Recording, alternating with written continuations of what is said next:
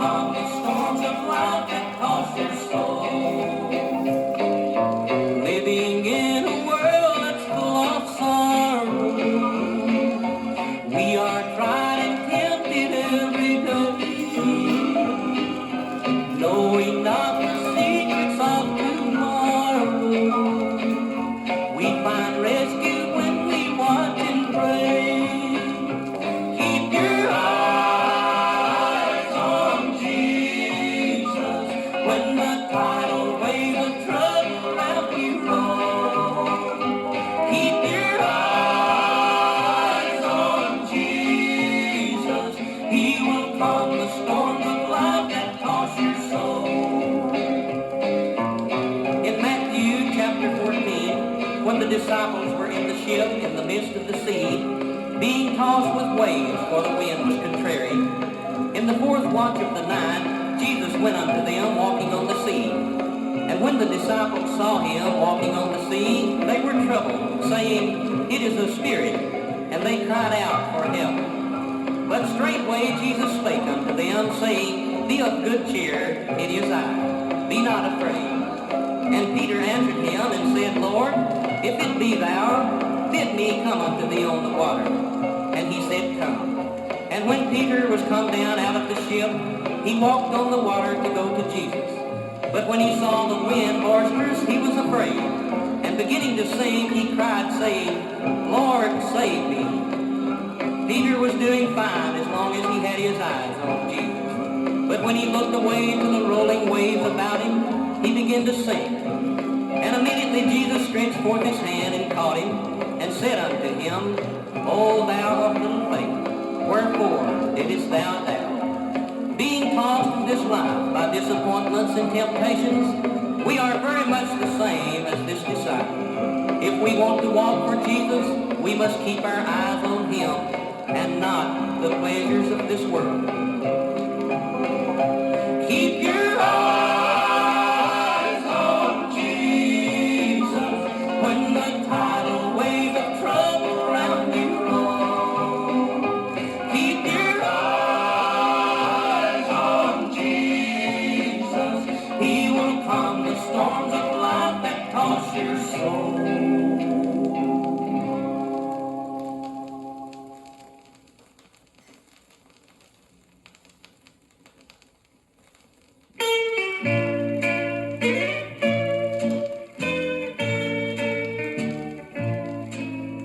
Satan is real, working in spirit. You can see him and hear him in this world every day. Satan is real, working with power. He can tempt you and lead you astray. I attended service at a little church in the country not long ago. A prayer was led by an old country preacher who then raised his hands as everyone stood and sang, My God is real. A warm breeze through the open windows brought in the smell of new-mown hay in a nearby field, and the singing of birds could be heard in the moment of silence as the preacher opened his Bible to read. And then a little old man stood up, bent with age, his hair thin and white, and said, Preacher, tell them that Satan is real too. You can hear him in songs that give praise to idols and sinful things of this world. You can see him in the destruction of homes torn apart. I know that Satan is real, for once I had a happy home. I was loved and respected by my family. I was looked upon as a leader in my community. And then Satan came into my life. I grew selfish and unneighborly. My friends turned against me. And finally, my home was broken apart. My children took their paths into a world of sin. Yes, preacher, it's sweet to know that God is real, and to know that in him all things are possible. And we know that heaven is a real place where joys shall never end. But sinner friend, if you're here today, Satan is real too. And hell is a real place, a place of everlasting punishment. Satan is real, working in spirit. You can see him and hear him in this world every day. Satan is real, working with power. He can tempt you and lead you astray.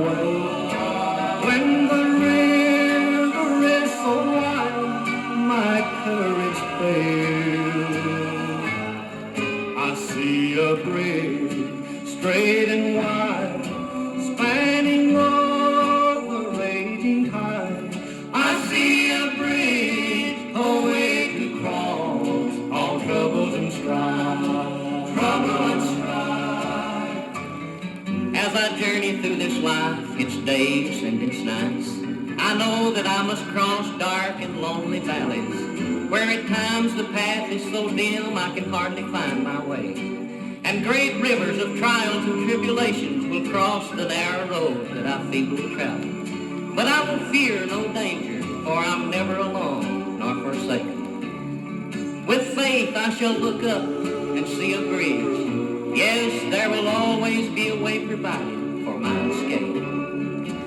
When the valley I must cross is so dark, I lose my way. When the river is so wide, my courage fails. I see a bridge, straight and wide, spanning all the raging tide. I see a bridge, a way to cross all troubles and strife. Trouble and strife.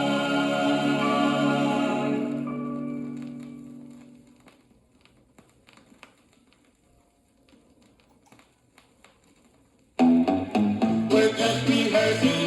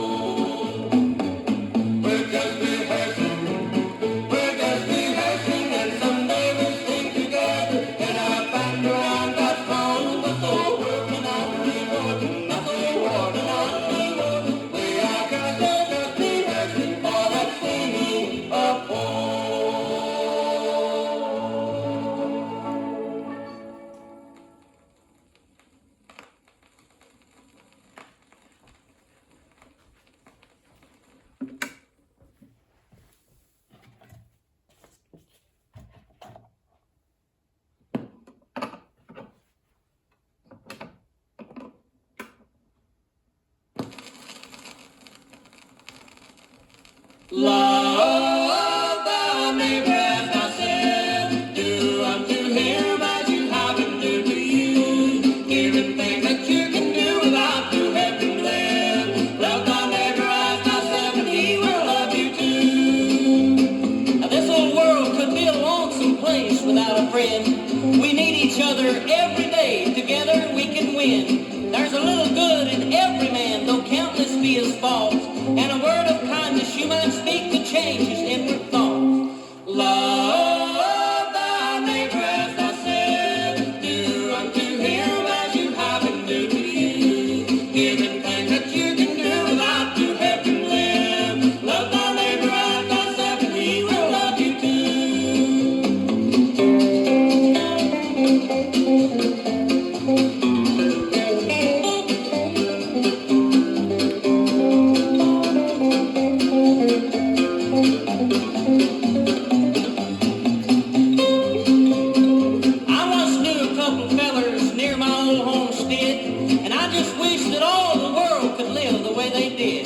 They swap out work and lend each other money, mules, and plows. And I've seen them many times dividing milk from one old cow. Love thy neighbor as thyself. Do unto him as you have him do to you. Give him things that you can do without to help him live. Love thy neighbor as thyself, and he will love you too.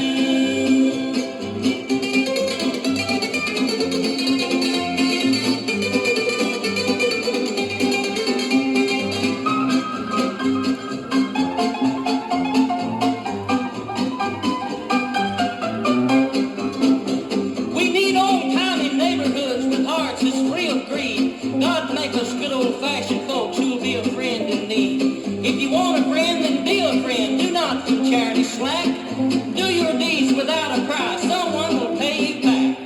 Love thy neighbor as thyself. Do unto him as you have him do to you. Give him things that you can do without to help him live. Love thy neighbor as thyself, and he will love you too.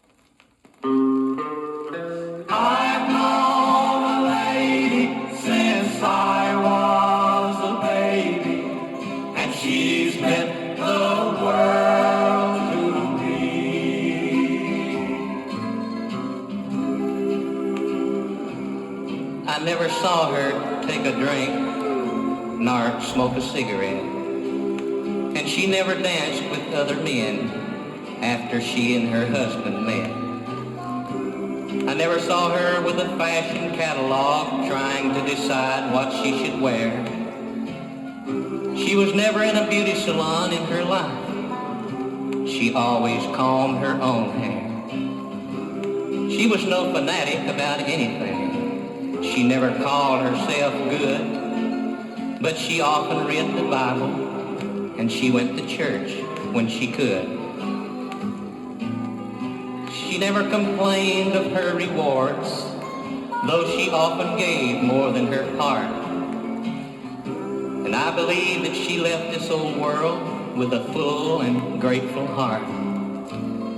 In the eyes of the world, she would be the kind that would be called homey, plain, and old-fashioned. But in the eyes of God, she is a jewel. No, she wasn't the only lady in her time. I know that there were others. But I'm mighty thankful to have known a lady like my mother. I've known a lady since I was a baby, and she's meant the world to me.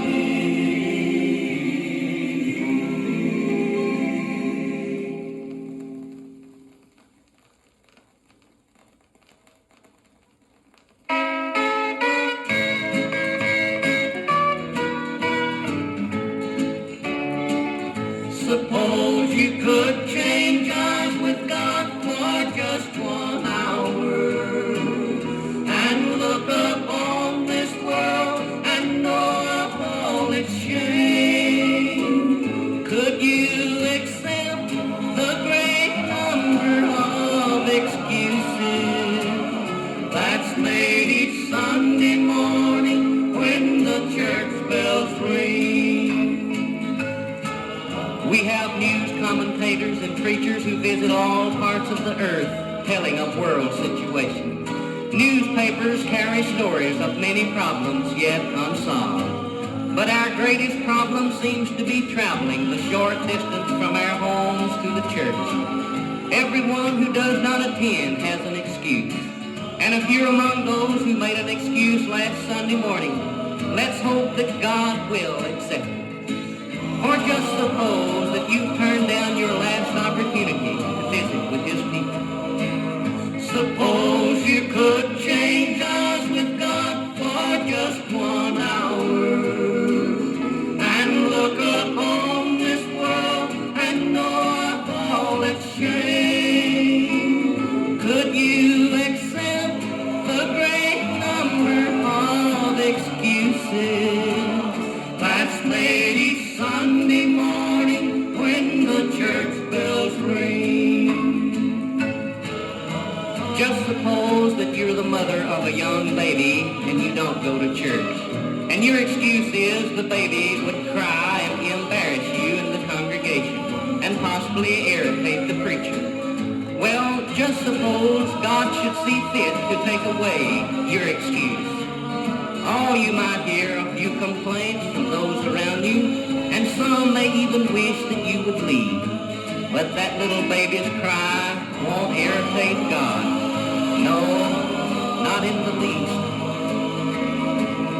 Suppose you could change eyes with God for just 1 hour and look upon this world and know of all its shame. Could you accept the great number of excuses that's made each Sunday morning when the church bells ring?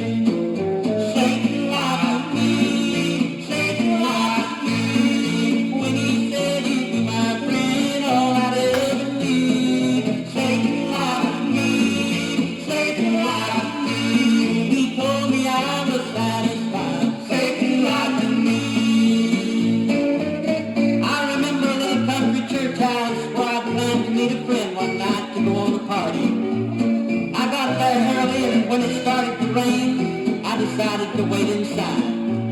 The service had started, and when they would sing, pray, or preach, Satan kept saying, now, this is no place for you, and the things they're saying are not true. Just when I was about to leave, the invitation was given, as the preacher raised his hands and asked us all to stand and sing. And then, I don't know where I fell, and I don't know how long I prayed, but when God raised me from that little bench, I knew that Satan had lied